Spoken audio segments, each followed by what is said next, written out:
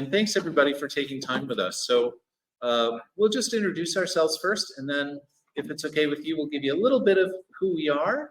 But what we really like to do, especially honoring what Manu laid down for us, is just open our hearts and share some story with you and get a conversation going. Because really it's this community that is making this happen, and we just like to be a part of it. So my name is Sister Mary Peter, M-E-R-R-Y. There are enough M-A-R-Ys in the community. I've been a sister for 37 years. I started in Toronto way back when, before phones. And my pronouns are they, them, and she, her, and I'm really glad to be with you. My name is Simon Dingwasan. I am not a sister, but I'm a founding member of the Companions of Dorothy the Worker, and we were birthed under the auspices of the sisters, which was a real blessing for us. My pronouns are they, them, their, and I am also an Episcopal seminarian. Yeah. I'm Sister Helen Wheels. I'm not quite as senior as Mary Peter. I started in '88 when I was, just a child. And my pronouns are whatever, because the sisters play fast and loose with the pronouns. Yes, we do. Hello, I'm Sister Diana Fire. I'm a sister for 12 years now, and my pronouns are pretty loose too. It does not matter to me. Just call me what you will, and I'll try to remember to respond. So sisters are pretty loose are obviously the sub-theme of the afternoon. So way back in 1979, two queer activists from Iowa were living in the mission. And as one of our founders, Sister Vish, finally confessed, they were bored. And they had thrown out all of their drag, except for two sister habits that they had borrowed from a convent in Iowa when they wanted to do a drag version of The Sound of Music. And one afternoon, they simply put them on, walked up into the Castro, and what happened was electric. People came out of the bars, people gravitated to them, asked them to hear their confessions and lay down blessings and forgive them and heal them and support them. And they were not prepared for that. They were just bored and put on some old robes. But they were activists, and they knew they were onto something. And I share that story because I think it's really important in the context of a 3-day seminar on drag and spirituality to be really honest that we're all just a bunch of booga drag nuns from the province. And that we didn't start with a big plan. And I hope in our conversation today what you'll realize is the sisters became real in the relationship. It was the way the community responded to the image of queer men dressed as traditional nuns that changed everything. And then not long after, when the HIV and AIDS crisis hit, that's what I call our Velveteen Rabbit moment that made us real, when it was more than just camp and performance and street art, which are all really important, but our friends were dying and no one would physically touch them, and no one would give them housing, and no one would bring them food. And when we thought about what traditionally identified women doing sistering did, they hold the body. They comfort and tender and support and care. And they do all the hard work that the men claimed all the power and glory for.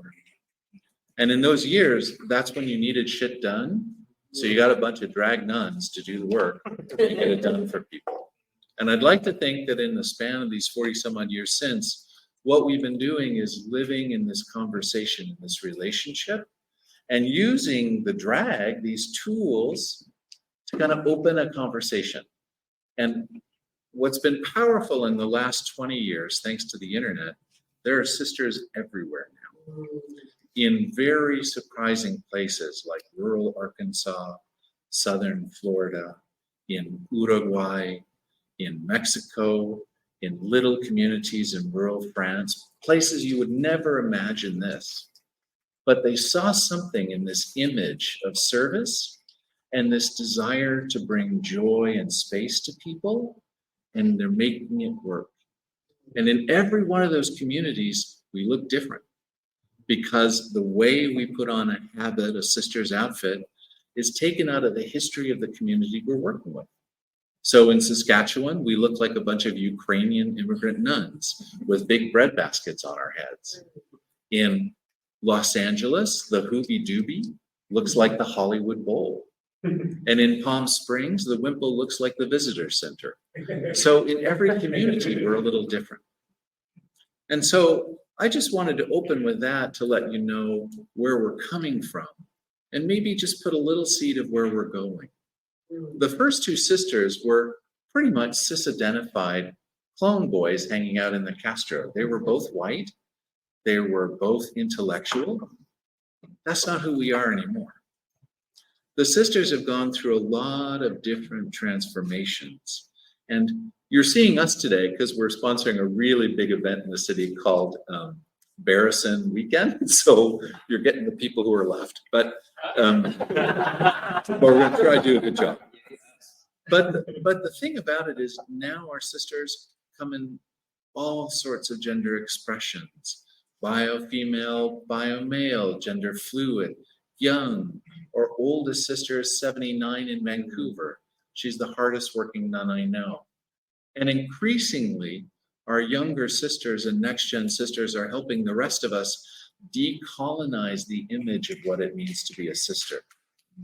Particularly for me as a Canadian nun, we've had a decade of conversation about residential schools and the exploitation and genocidal work against First Nations people. One of the sisters I'm most proud about is a Diné sister, a Navajo sister in Arizona, named Sister Navi Ho. And she has been struggling for the last few years with this vocation to be a sister in a community where that name is the agent of genocidal oppression. Manu was talking about faith not being your oppressor, but institutions being your oppressor. Sisters who look like this often were the tool of oppression. And so she's really reimagining what it means to be a sister in that context and coming up with all sorts of amazing reachbacks into Navajo culture. She talks about herself from time to time as an auntie. She just won Miss Two-Spirit Montana. She's been out on the Powwow circuit. So their future looks very different than who we were before. And that's because we continue to be in a conversation. And so that's all I'll say to start us off. But I do want to celebrate Simon Ben being here. The Companions of Dorothy the Worker were a bunch of queer people in traditional Christian religious clerical organizations that decided they'd had enough of trying to fight to get into the tiny room called the church. And they were doing really important work on the streets and in the bars and in the hospitals. And so they're like, why don't we support each other? And why don't we really make the focus of our work the queer people that we see every day and love and care about and learn from them? And so they needed a sponsor. They were so desperate they had to choose a bunch of drag sisters in San Francisco, but it's been working out since 2015. And I'm really grateful Simon is here to share his story too. So just open it up to everybody. I do want to pick up on that because I realize, as I've listened to you talk about the work and that the sisters do in the world, it's very Franciscan. And I say that because I came to San Francisco in 2007 to join the Society of St. Francis and become a Franciscan friar, which is a community under the Episcopal Church. And our friary is on Dolores Street, right across from Dolores Park, where the sisters have their wonderful Hungry Jesus contest every Easter. And it was always this competition because we would have people coming to our small little friary to have mass, and we'd have to like shout over the noise and it caused a lot of consternation. And I thought, I was much younger then, and I was didn't really know what it meant to be religious or faithful in any way. And so, I was like, well, they're really getting in the way. I don't really understand what's going on here. But it was through the work of Diana Wheeler, who was a deacon and founded the Companions of Dorothy the Worker. She introduced me to some sisters and encouraged me just to come and see, which is one of these like scriptural texts, right? Come and see. And I remember walking into the Castro in my habit and not getting any real attention or having people sort of look at us suspiciously. And these two sisters came by and everyone flocked to them. And it was so lovely to see folks come alive and really connect with that image, right? That sacramental image. I mean, and sacrament in that sort of old school definition, right? The outward and visible sign of an inward and spiritual grace. They wanted to tap into that. I thought, that's what I want to. I want to learn how to do that, and how to get the church to understand that that's the work that we're called to do, right? Is to be sacramental presences for people so that they know that they are alive and loved and beautiful and whole exactly as they are. They don't have to change a thing, right? And this is what I learned from the sisters, and I did leave the order in 2014, and am now on this journey to become an Episcopal priest. And one of the things that I always do is, in my preaching, I always mention drag queens, because to me, right, that movement of the courage it takes, right, to express yourself fully, to allow the grace to shine through you and to let those parts of you out so that others can see that, that is the holy work.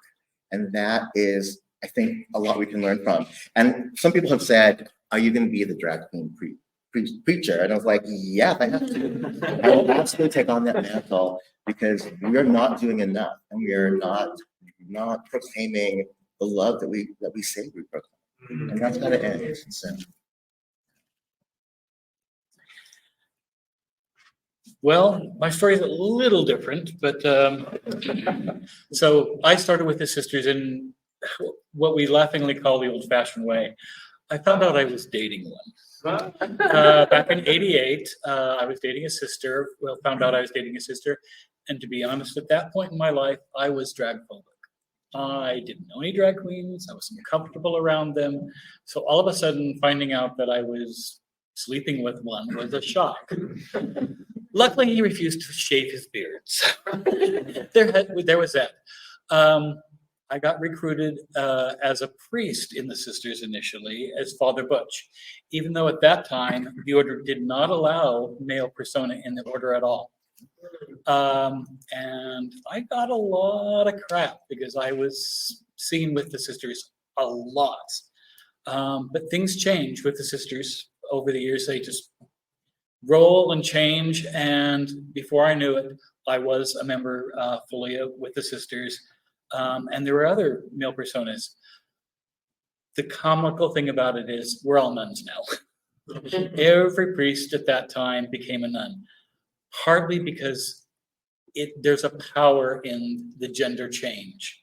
And especially drag queens can be beautiful and lovely, but there's the shock value of seeing something striking with a beard. And so the male sisters who dress up in the robes have an extra shock value that really makes people pay attention. And I was going to share one specific story. Way back in the early 90s, there was a church out in Sacramento that was in their pews giving out literature on how people should vote. Needless to say, it was anti-gay. Yeah. And we went out to protest. And we were literally in fear for our lives doing it, but it was so worth it. And we got threatened. We got threatened heavily, but the news cameras came out, so they never dared do anything to us. And one boy, kind of emotional, one boy left their congregation and joined our protest against them, E.J. Byington. He ended up getting beaten up by his brother, and he was adopted by one of the sisters later on, and was going to be a sister. And then the state of Iowa, not Iowa, one of the other states, revoked the adoption and sent him to jail where he committed suicide. And that's the sort of thing the sisters, why we're here, is to prevent that kind of thing, to bring joy, universal joy, and to expiate that stigmatic guilt of making people feel guilty for being who they are. We are all born good people. Some of us choose to ignore that and become evil, but a lot of people find lovely ways of being joyful and sing and dance and carry on and tell jokes. And that's what makes the drag community worthwhile. And there is a spirituality in that. And it's not necessarily just for people who have a faith. I am, or at least I was brought up to be atheist, but I believe so much in spirituality that I actually helped the sisters form a offshoot, a spiritual organization called PIMP, Perpetual Indulgence Ministry Program, where we were going to actually go out and help people enjoy and embrace their spirituality, no matter what it was. We don't care. We don't care what your spirituality is. We want to help people find it. And it's not just sisters doing that. It is other drag queens and other entertainers doing this in the queer community. And we are here to support you to do it. We love you all.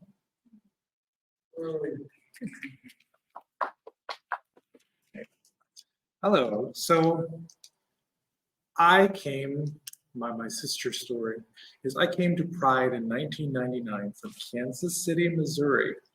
And I did drag at that time, just regular street hooker drag, I guess.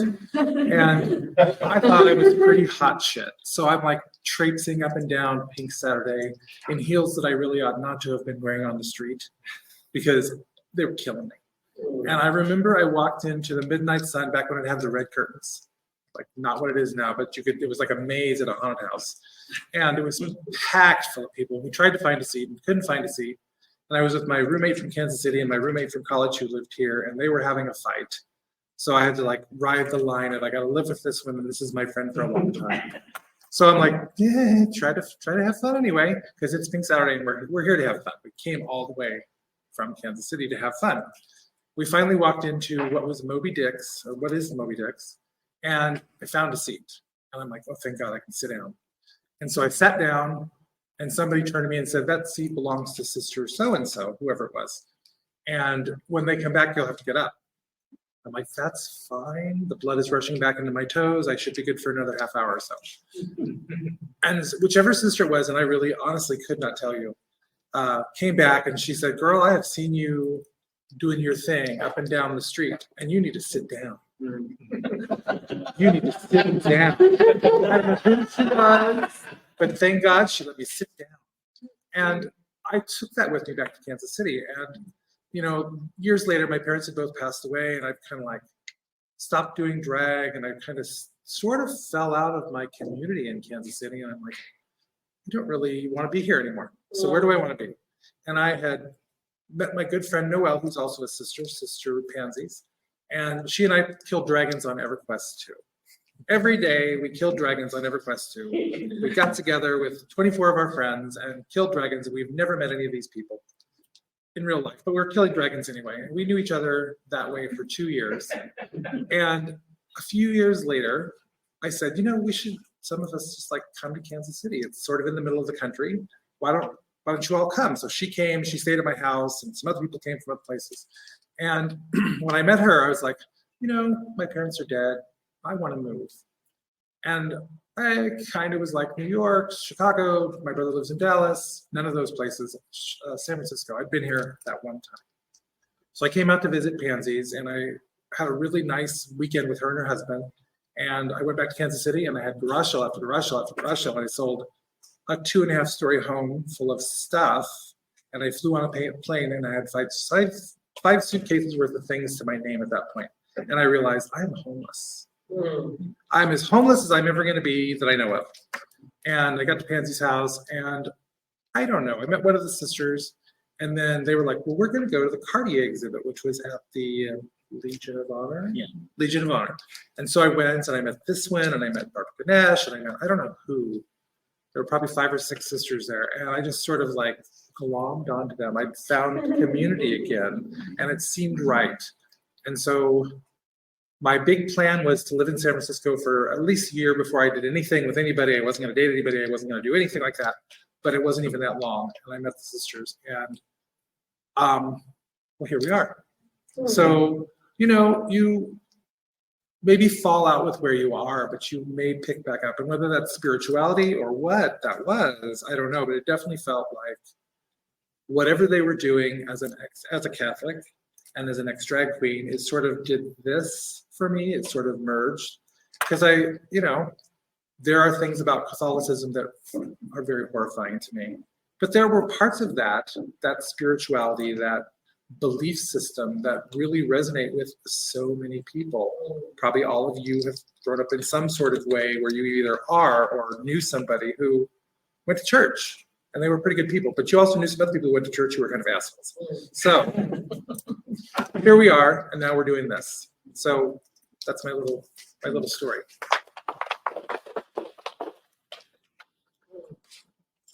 Back to you. Just to open it up a little bit, one of the things I hope our sisters and Simon can talk about, there's a lot of this kind of spontaneity in becoming a sister. You don't grow up thinking, well, now some people do, but you don't usually grow up going, I'm going to be a nun. And one of the things about it is there's this blueprint out there, kind of like the big drag queens of old. You see this kind of aspirational image. There's ideas about what that might be. And then something comes into your path, pushes you in, and a door is opened. So I can't think of how many people I know, even in this room, who were kind of scrappy young people, and they fell on hard times, met a powerful drag queen, and she gave them a couch to sit on for an evening, or gave them a hot meal, or helped them buy their first pair of heels, and slowly but surely created family for them. So for me, the sisters are a little bit like that. We're like a blueprint of family, where you come in and a door opens and suddenly you've got all these people around you. Like good drag family, that means there's a lot of internal drama that we don't publicize. But it means that you've got a safe harbor. And the more that becomes real, the more this takes on meaning. And what I'd like to hear from you guys is, for me, I know when I first became a sister, not everybody wore the white face. I'm not wearing it today because I've got some health issues, but we started wearing white face in San Francisco because one of our early members was an escort and was an SM Dom escort in a very masculine sort of situation. And it was a small community, and they were starting to get business issues from being a femme nun in the daytime and then trying to be a Dom SM escort in the evening. So the face became a mask. And sometimes when people see us, they think we're putting on a mask to hide.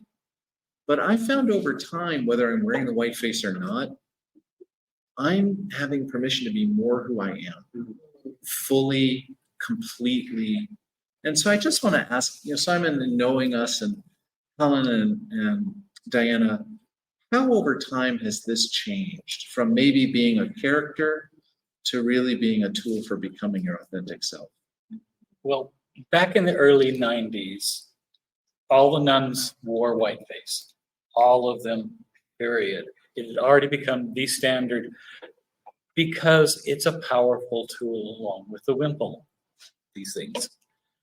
It makes people just shock value. Sure. The clown nuns. We are the clown nuns, the clown priestesses. And none of the priests, not one of us wore whiteface. And it actually was a hot issue with the order at that time because the nuns generally felt that everybody should be uniform as we could. So they were encouraging the priests to wear whiteface. So we all tried it. We all tried wearing whiteface to varying degrees of success. The male personas at that time were not generally drag queens. We were not used to doing makeup. So there was a learning curve there. I personally did a little better early off because I had been the dresser for Empress Pat Montclair. How I got that, that position. I cannot even remember. But so I had learned a little bit about makeup. The result was all of us wore makeup, and then there was a very short step to putting on a wimple and a nun's habit. Because it just turned out being a white-faced nun was more important at that time. It's not so much important now. I almost never wear whiteface. Not now. First off, I'm not young. My skin does not like this stuff. But I think that there's room for both now, for sisters to wear whiteface and show this unity of this glamour whores, sacred glamour whores, or not, or just be ourselves as sisters. For me, I like to wear whiteface because, for one, I feel like it gives people the invitation to come and talk to me. It kind of gives me some anonymity, and it gives them the anonymity sort of as a back. I may recognize them, but they don't know that we've talked about what we've talked about a lot of the times. Maybe they do, maybe, but it seems to be rare. But something I've really enjoyed as we've gotten more sisters of color is how they manipulate the whiteface. Sister Belladonna being a really, really good example. Barbara Ganesh was a good example. Barbara liked to use stencils so she could let some of her brown skin through. Bella does something kind of similar. She does little white dots versus a whole face. And I think that's great because it shows people that we're all different underneath this, because we all look the same with this, even if you can see your arm or whatever. This is what they look at. So if they're seeing a spark of something else underneath, I think it's fantastic that those people have embraced their own selves and said, I'm here and I'm with these people, but I'm also here with these people. And I'm going to find a way to meld that together. And I think that's just been really wonderful to see as we've got more sisters who don't have peachy skin like myself. Yeah. For me, the whiteface was one of the things that was difficult to overcome when I first encountered sisters. It can be a barrier in the same way that you're talking about the clowning part of that, right? But actually, I've come to really appreciate it. There is something about it that I think, as Diana was saying, it presents a unified whole. And so you become icons of something not yourself, not personal, but icons of something bigger and deeper, and touching into that joy piece of it, which I think is what clowns do, is get us to think, to decenter what we're experiencing, so we think in a new way about it. And so as I encounter sisters, it's like, oh, this is decentering, what's going on here?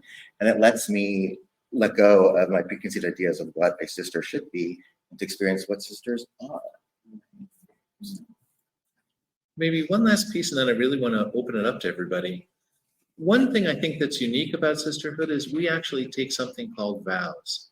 So as we learn kind of what it means to be a sister, our history, kind of the work that we do, find our groove, our identity, at some point we sit in front of all of our other sisters and we say, from this day forward, I promise to serve the world by making more space for joy and by getting rid of guilt and shame and standing up to the merchants that use those tools to oppress and colonize my mind and my community. And I'm going to do that for the rest of my life.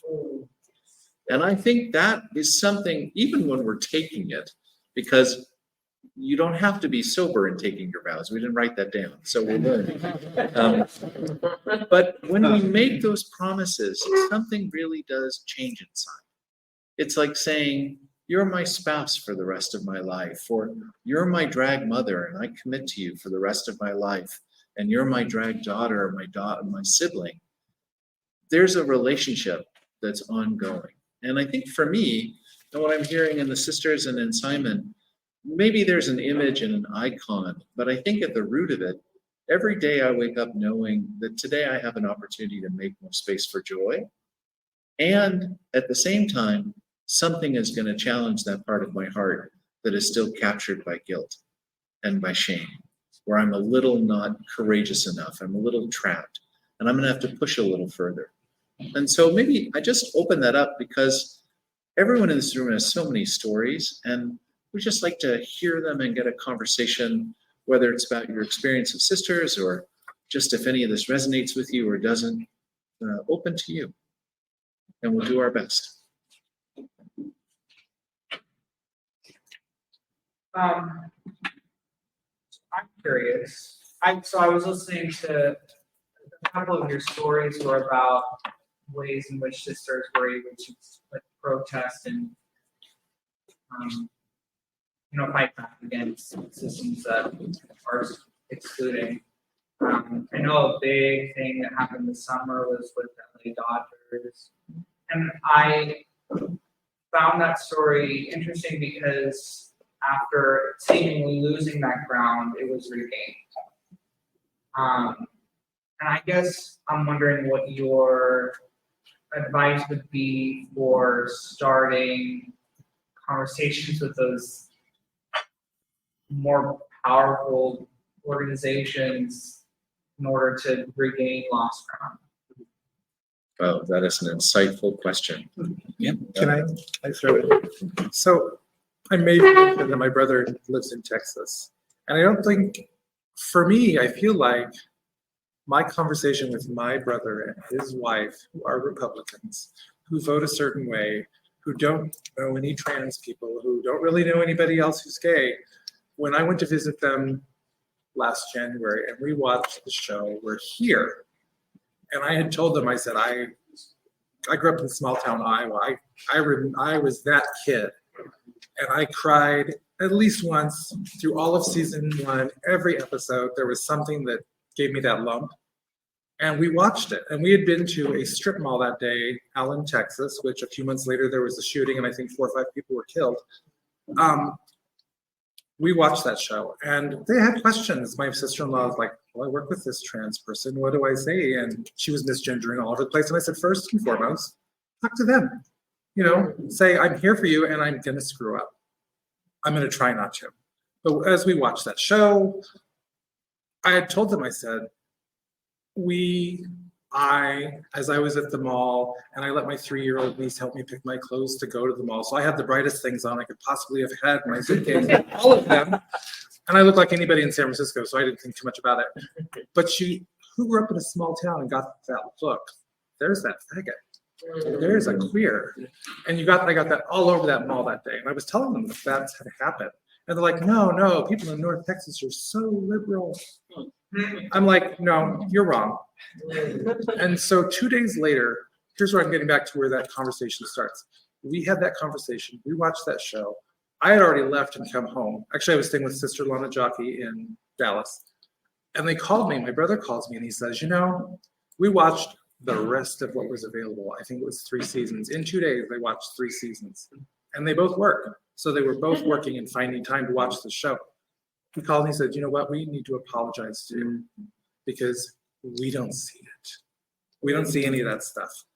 And so when I visited this summer, we had more discussion. So I think that discussion that we wonder about having with these big organizations starts with those little people in your lives who are malleable, who are interested in you and who care about you. So you can go talk to the LA Dodgers all day long, but if your brother works on the LA Dodgers, that's who you talk to.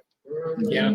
That's who you go to. You don't go to the big place. You go to the little place where you actually have some emotional sway. Do that. Just so we're also clear, the sisters have not always been media darlings or have sway. Back in the 90s, early 90s, we were still kind of pariah, to be honest. We had done it, the sisters had done a show, what was it, the Red Party.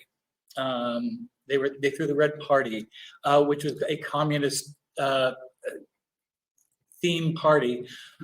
Unfortunately, they threw it at the White Russian Hall. That did not go over well, not surprisingly, and we were not welcome, not in the gay community even.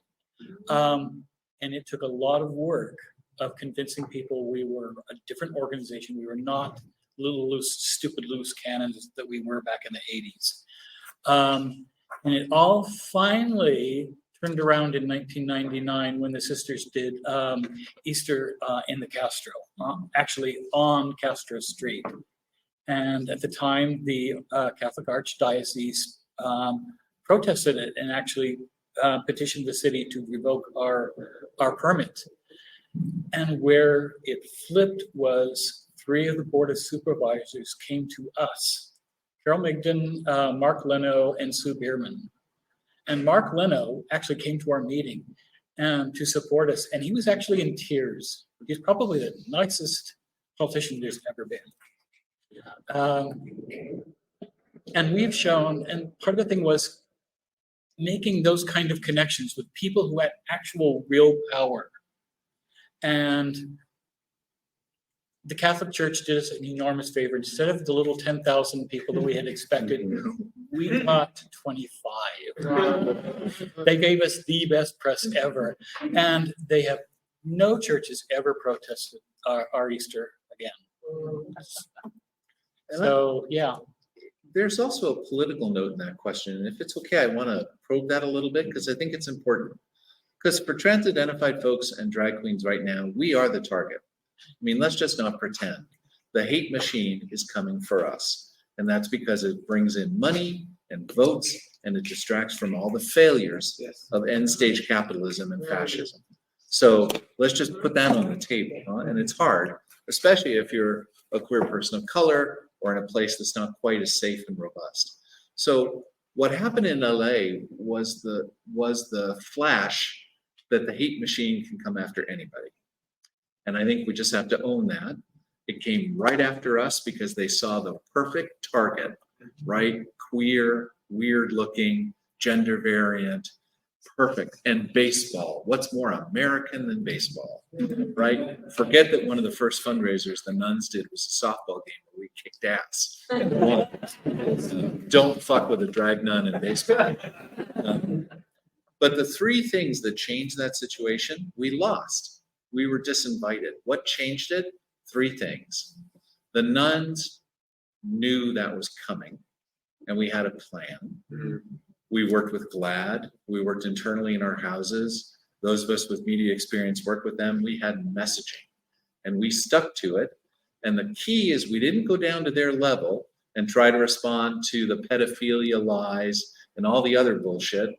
We talked about how we loved baseball and how we just wore our Dodgers stuff. And we really appreciated all the good stuff the community did. And we held the space long enough for our allies to show up. And that's the second thing. When the hate machine comes after you, if you're all alone, you're going to lose. But if you've done the work day in and day out to build community, to show up for each other, to be present for each other. I was thinking of the ducal courts the other day.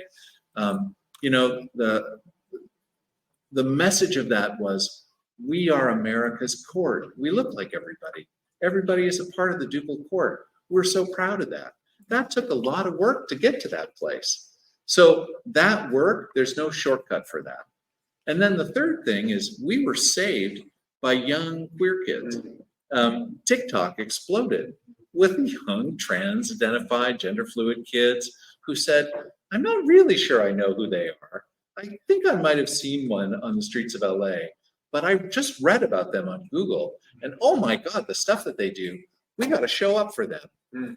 And we got to show up for them because going after them, they're coming after us. So that sense of solidarity. So I think those 3 ingredients, right? Being aware there's a hate machine out there and being ready, having allyship and really doing the hard work every day to show up for each other, and then letting your friends get in there. Nobody throws shade better than a young 20-something on TikTok. It's instant. I don't have to do that work. And I think that the other thing I want to say to that, because it's real, like the violence is real, the danger is real, the assaults are real. Our Eureka sisters are experiencing this. There's a podcaster out there who's trying to be the next hate guru, and he's trying to target us there as well. So, and we have some sisters who are getting triggered because of their experiences of violence.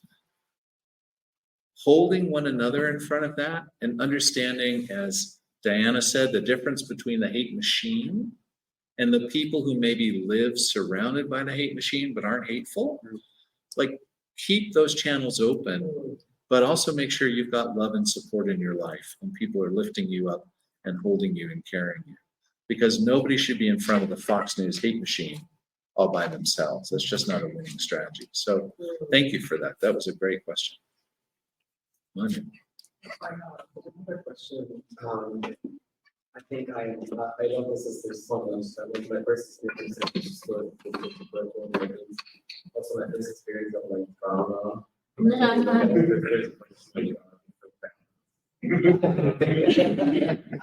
I also learned in the past few years that sisters have been struggling to stay in San Francisco. Like changes in the city and like change of rent and like how the city's not being very supportive to community of activists, because I really consider the sisters one of like main activists in the city for the queer community.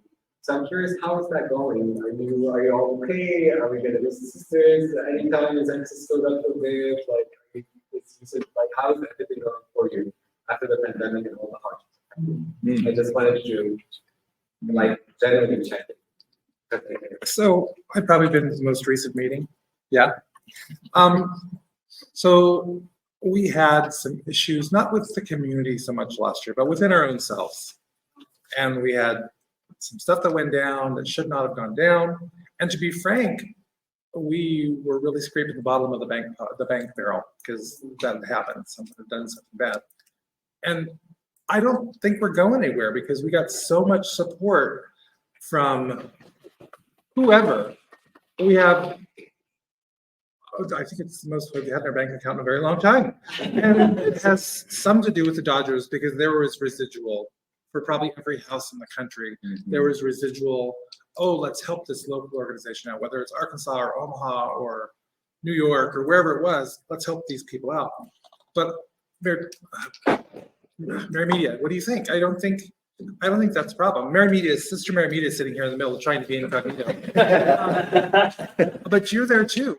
I don't feel like that's a thing. I mean, as all the rest of us, rent's going up, it's hard to stay in the city, but I don't think that means the organization. I mean, I think that means some of us are like, gosh, I wish that was cheaper. We may move to East Bay. So what does that mean, you know?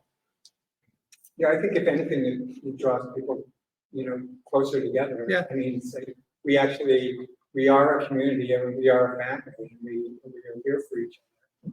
And the community, like in response to the problems last year, I mean, the community, well, first of all, the nuns went into high gear, got our asses in gear, and started, fundraising, and the community really did come together and offer their support.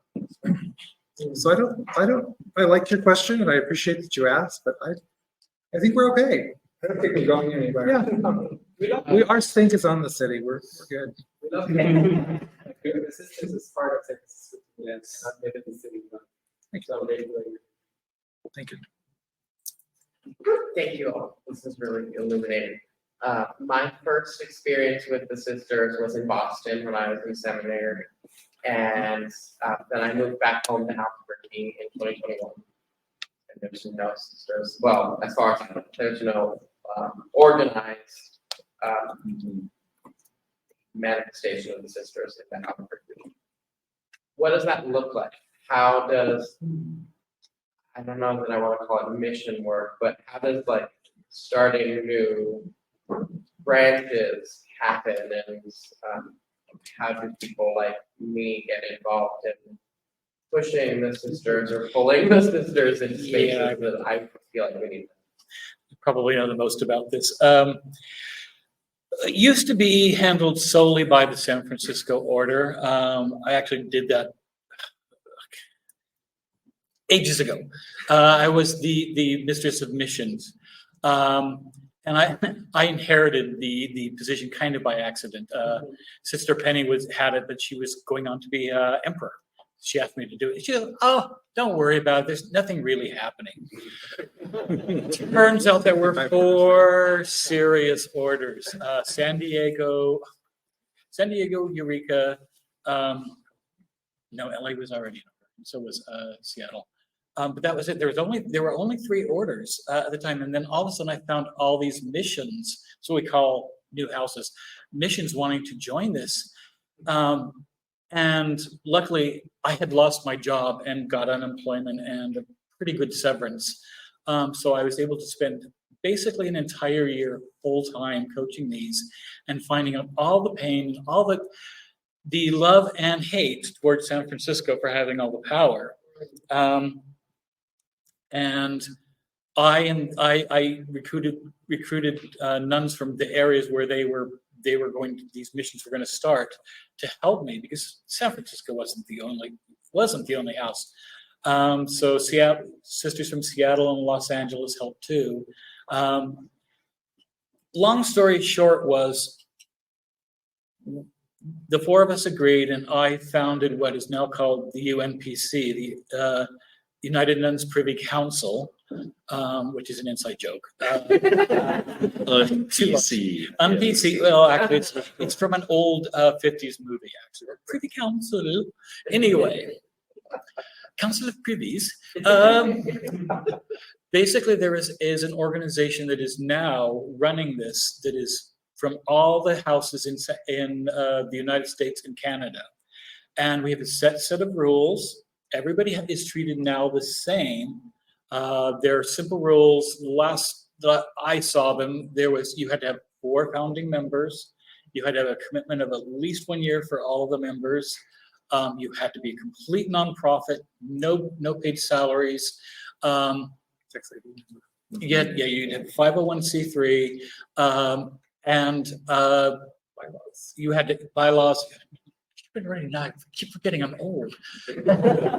Anyway, there's a set of rules, and over the course of approximately 1 year, it varies from house to house, you earn basically becoming your own house.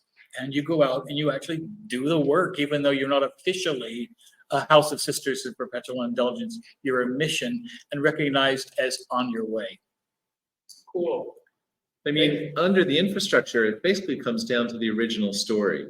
If you feel the impulse, go out in your community and see what happens. Like, see if there's a response, and that will tell you, oh, maybe there's something here. So, and then now that we've got the internet and we've got Facebook and Insta and all these other things, and we've got this wisdom, then you can reach out to the sisters.org, our website, and you can get in touch and people can start giving you support. So you don't have to do the journey all on your own. You'll have big sisters kind of helping you through it. So thanks for asking. We'd love to have something in New Mexico. It's fertile territory. You've got the Grand Canyon Sisters right next door. Yep.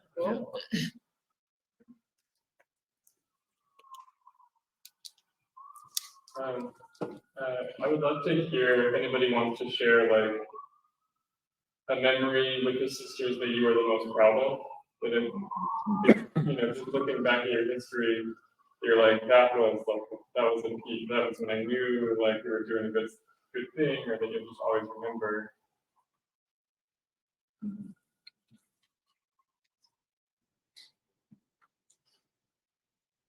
I think it's like when you spend time with individuals, that's where I feel like you get the most bang for that buck.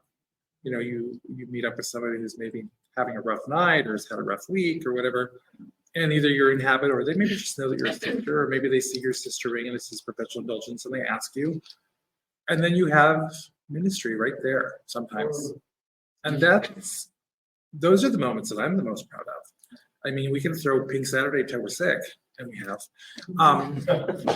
But it's the people you meet at Pink Saturday, not the huge crowd, but that one person who maybe just broke up with their boyfriend Pride weekend, or their girlfriend, or whatever their situation, and you have a little bit of like, let's talk, come over here. That's not prideful, it's just good. It's a good feeling. It's a good feeling to help that person out. So that's the work we do versus like whatever. Probably my one of the most important memories to me was when I used to help at the dinner for PWAs, people with AIDS, back in the 90s. Big Christmas dinner, I mean, just so much fun. And one year, a guy came up and grabbed me, he always tense a little bit when somebody grabs you. And he said, Sister Helen, I am so glad you are here. You were so good to me last year. I had to live to see you again. And that's most touching thing I've ever experienced.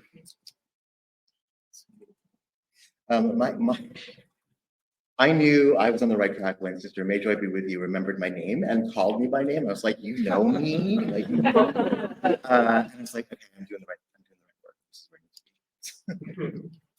I'll share one story I haven't shared in a while, but because I hold it kind of close, but in this group it feels right. A couple of years ago, during Folsom Weekend, I was out doing what I call glitter blessings. So if you've seen nuns, we have this habit where we take a little glitter and fairy dust, and you ask the sister for a blessing, they'll give you a little glitter, put it on your shoulder, say a little prayer, and boop, off you go. And I was in the middle of a packed dance floor, and I got pushed into the center in this outfit, which was feet. And I got turned around, and I locked eyes with this young man who was clearly tweaked out of his mind, obviously just full of meth. And he couldn't see me. He was just somewhere. But something pulled in my heart, and I got out my glitter, and I hit him on the forehead, and I said, I want you to listen to Sister. The person you're with is not the person you should be with. And you're dying, and we need you to live. And from this day forward, I want you to live. I don't know where that came from. And for those of you in the sort of Pentecostal tradition, he fell out on the floor. And then, of course, I'm like, oh my God, I killed him. Got him up and got him hydrated and everything. And then the push of the dance floor, I got pulled away. And he did have a partner who saw what was going on and pulled him away from me. Like most things the sister does, I never saw him again, didn't know what happened. It's kind of retreated from my memory. A decade later, I was at a gathering in the Northwest outside of Seattle. I have a lot of home connections to the tribe up in Vancouver. This amazing drag queen, Darlene, the ambassador's wife, was like just all hyperventilating and saying, Sister, there's someone here you gotta meet this person. Oh my God, they're talking all about you. I'm like, yeah, okay. Day goes by. She's like, no, I'm serious. She like drags me like only an 8-foot drag queen can, and like shoves me in front of this person. And as soon as I saw him, I knew it was him. And he pulled me aside and said, I just want you to know I was addicted to meth. And the man I was dancing with was my boyfriend and my pimp. And he was dealing and then selling my ass to pay for the drugs. And they were at the Hotel Monaco, and he woke up the next morning and stumbled naked into the bathroom. He was washing his face and looked up and saw this glitter. And at first I was like, what the f-? And then he said it hit him like a thunderbolt. And he packed up all his clothes. His partner was drugged out and sleeping, got on the train, made it back to the Northwest, checked into a sobriety club. Wow. Had been sober from that day forward, and then asked if I would sponsor him to become a sister. And he since has become one, and I don't share his name out of respect for privacy, but there's a beautiful sister working in the Northwest whose particular mission is to go out onto the street and find young kids who are tweaking and get them into harm reduction and safety. So I just share that because at the end of the day, those of you who do drag, you know that when you do this, it's not just you, right? You're a channel. Something is coming through you. It doesn't matter what you believe. I tend to pray on a broadband. If you're listening, I'm glad to take it. But I think it's this thing of like, whoever you are inside, that relationship, even as Diana says, if it's just in the shock of the moment where you make a connection, it opens a channel and healing can happen. Not just for them. I've been transformed by that. My whole life has been much more serious in joyful ways because of that. And so I'll offer that because I think each of you knows that experience. It's something that's maybe happened to you or you shared with other people, but that's the power of drag. That's the power of our community. And that's why I'm confident all the fucking haters and the machines coming after us, they're doing it because they know they've already lost. And we just need to remember and to support and love each other through it. So thank you. Good questions. Wow, you guys. It's been like an amazing therapy session probably. Speaking of therapy, no, I think it's so admire the work that the sisters do because you're all out there kind of all the time. And I think it would be wonderful to hear from you all about self-care, especially in these times where you want to put so much energy and care in the community, but how do you recharge from that? How do you self-care?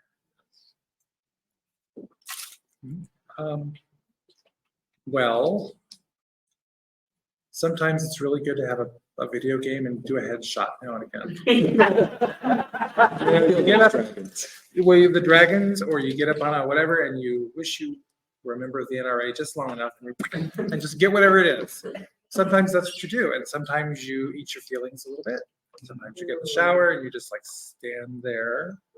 I mean, we all do the exact same things when we come home from wherever we're coming home from, whether it's work or whatever. Sometimes you just need to do a headshot. Pardon me. Okay. They're telling me I need to speak, so and I do what I'm told. Self-care is one of those really big topics. It's really hard, and the thing that I discovered when I was a friar and walked around in a habit all the time was that it is important to take off and to be you, and to remember that the thing that we do when we're out there offering pastoral care to people, we need to turn that around and just say, oh, what is it that I need to remember that I'm a person with my own needs. I'm not only there to serve. I love doing that. And I find a great source of joy in that. But I also have things that I don't look at. And sometimes I hide from looking at those things by serving. So just taking the time regularly to retreat and be brave about looking at my own stuff and being tender with myself. I'm just not going to. One of the things that I've learned from the sisters is to actively remember the things that I've done good. I screw up all the time. And honestly, sometimes it is painful to try to put on all this makeup and drag and then find a taxi and get to an event and then smile and remember to smile and treat people kindly. And when I get home and I'm tired and I have to yank the lashes off, I remind my hopefully one person there felt better because I made an effort. Just like you are all making efforts. You are bringing joy into this world. Remind yourself that you're doing it. You are doing the job. You're not criticizing people because of their religion or their ethnicities. You're out there spreading joy. And it's just remind yourself how good you are. No, I mean, I want to thank you for asking the question because you're an icon for me. So, but I also want to lift up Manu because I listened to your sharing and I really do hear you. And the most important thing you said is that you are grateful that we see you and that you feel loved. And nuns, we buy all our own jewelry, right? The Pope has a cash account. I don't.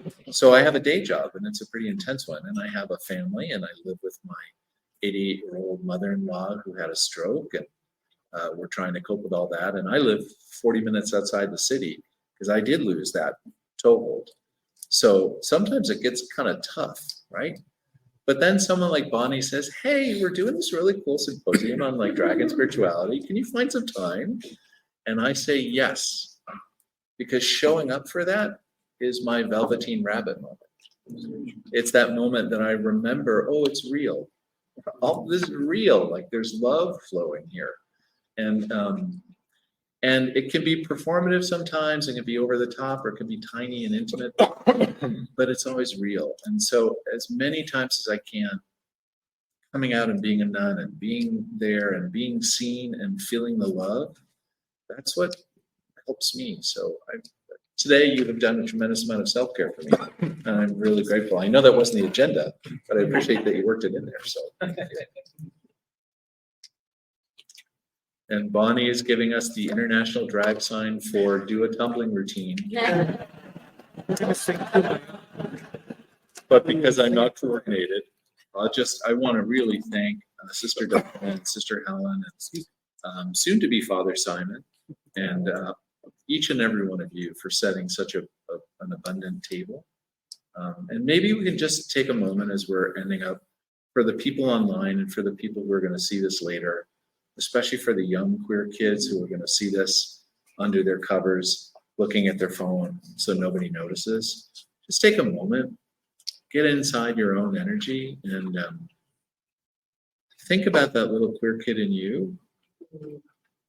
And just in this moment with your sisters amplifying it, just send that pulse out over Bonnie's live stream, over the air, through the climate change and the worry, the social impact, the war, the borders, the hate, the tapes, the religious stuff. Send that pulse of love. Send that pulse of joy from one queer kid to another.